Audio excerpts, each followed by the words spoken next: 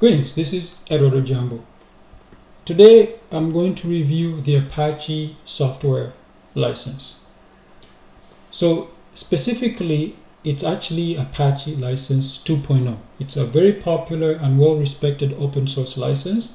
If you're a developer, content creator, or software user looking to understand your rights and responsibilities under this license, this guide is for you.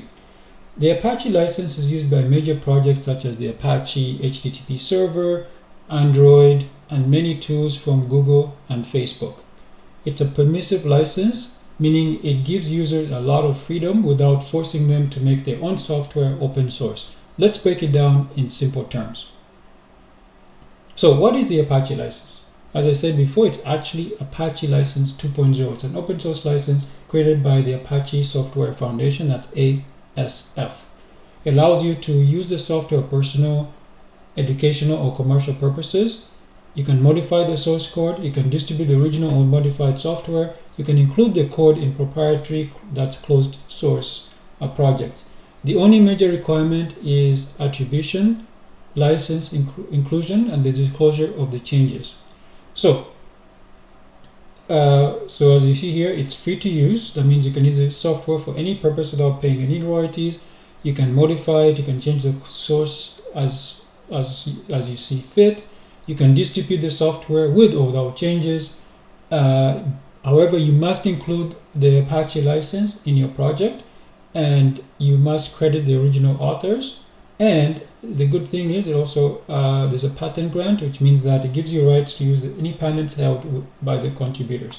The last point is a very big win over other licenses such as MIT, which do not explicitly mention patents. So why should you use this Apache license?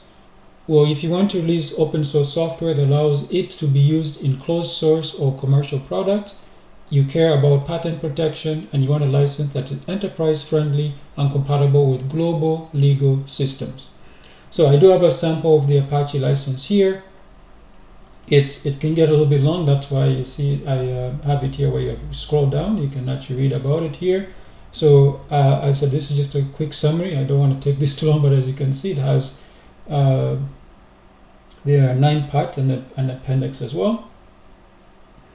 So this is the quick overview of it. Commercial use, distribution, modification, patent use, private use. The conditions are license and copyright notice must be included, changes must be included. Limitations are obviously liability is not provided, trademark is not provided, and warranty is not provided.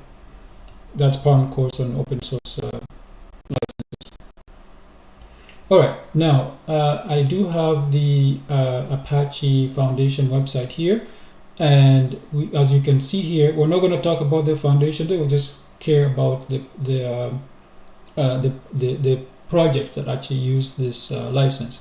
So also you can also go to licensing. It's just apache.org/foundation. You can go to licensing, and you can see here. I will just do a quick overview of the licenses. As you can see here, the original Apache license was version 1.0. Then they had 1.11. Which was used in 2000. Now the current version is Apache license 2.0, meaning that this obviously 1.1 obviously superseded 1.0, and 2.0 has superseded 1.1. So this is the current one. It should be used, and you can read more about it here. All this explaining all the legal mumbo jumbo. It's all here as well.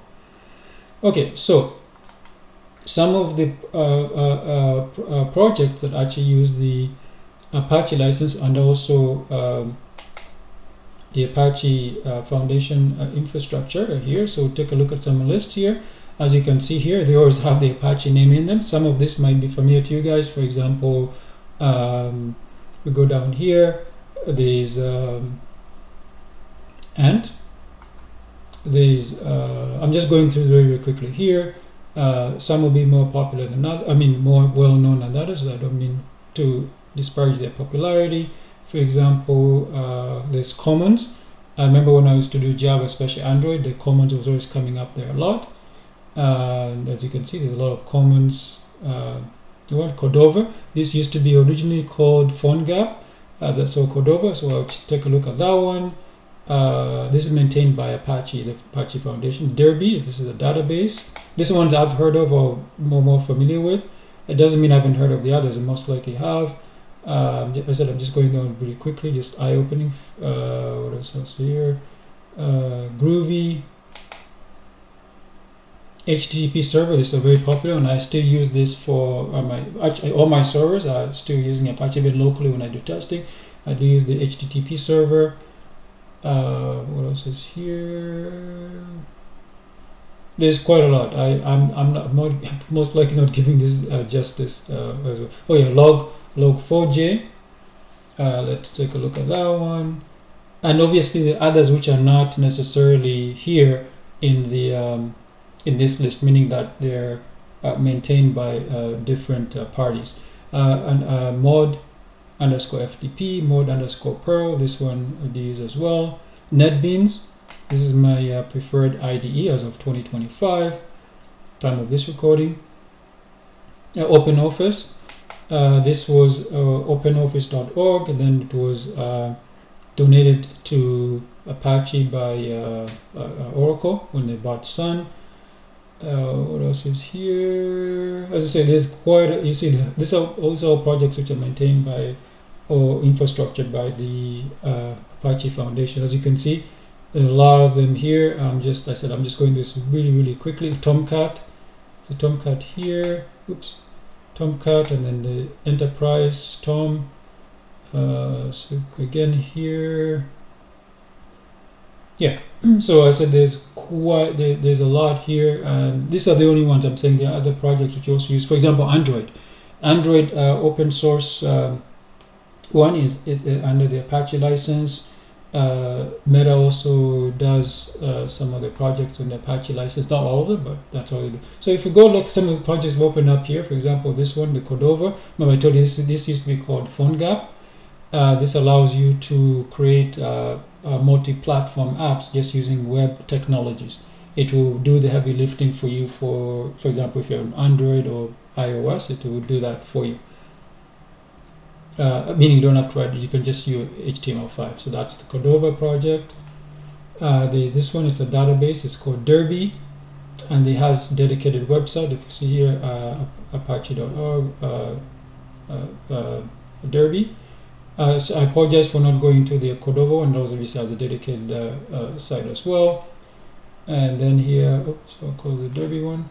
And then we have Groovy, which is this is another powerful type dynamic language.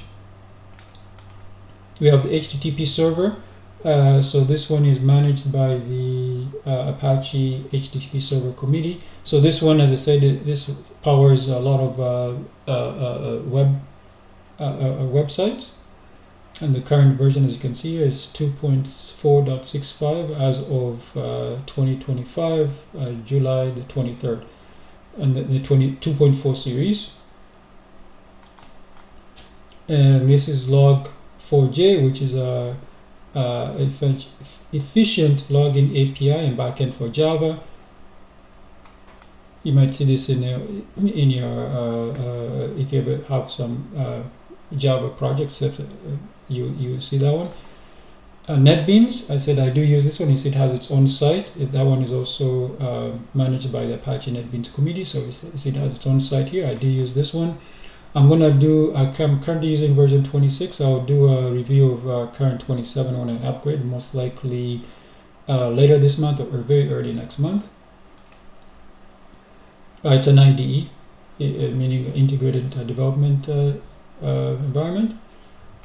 Okay, we have OpenOffice. This is an office suite. You see it has Writer, Calc, Impress, Draw, and Math and Base. The Base is for databases. Math is for mathematical functions. Draw is it's what's that one? It's like it's a PowerPoint alternative. A presentation. That's what I meant to say. Presentation. Sorry,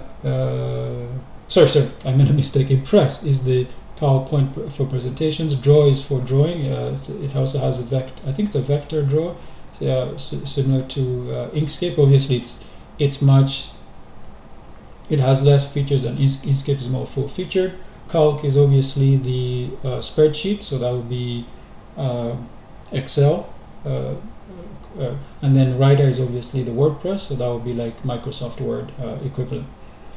Okay, and then of course you can go and download. It has its own website as well, so it's also managed by the Apache Open Office Committee. It does have its own, here we go, so it has its own site. Unfortunately, it looks like this hasn't been, I don't know if it's still, yeah, they do from time to time post some releases, especially for bug fixes, but looks like it's really hasn't had any updates in a while, but it's still, people still use this. Okay, then we have Tomcat, which I know this is a web server. It's an open source software implementation of the Java servlet, Java server pages, Java expression language, and Java WebSocket technologies.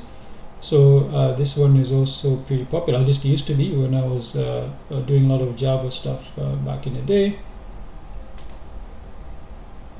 And of course, yeah, so that's it. So so as you can see, you can get the Apache. There are a lot of products. Some of them are very used in enterprise and obviously day-to-day software applications that all use the Apache license. So it's a very popular license. Okay, so let's, what are my thoughts on the Apache license? So Apache License 2.0 is a clear and well-drafted license that fits well with today's software development needs. Its permissiveness makes it popular among developers who want widespread use of their code, and its legal clarity and patent clauses make it a top pick for businesses. It strikes a nice balance between freedom and protection. If you need help using the Apache license, I'm available for one-on-one programming tutorials, custom installs, updates, or migrations, integrating the Apache license into your project. You can contact me at ojambo.com/contact. So let's conclude this. Understanding software license doesn't need to be difficult. The Apache License 2.0 offers freedom with fairness. Whether you're releasing a new plugin, library, or web app, it's a solid choice for projects, both users and creators. Thanks for reading, and feel free to reach out if you need help applying open source licenses to your next project. And also with that, I leave you, but be sure to subscribe, like, follow, and leave comments for more content. Thank you very much, and see you next time.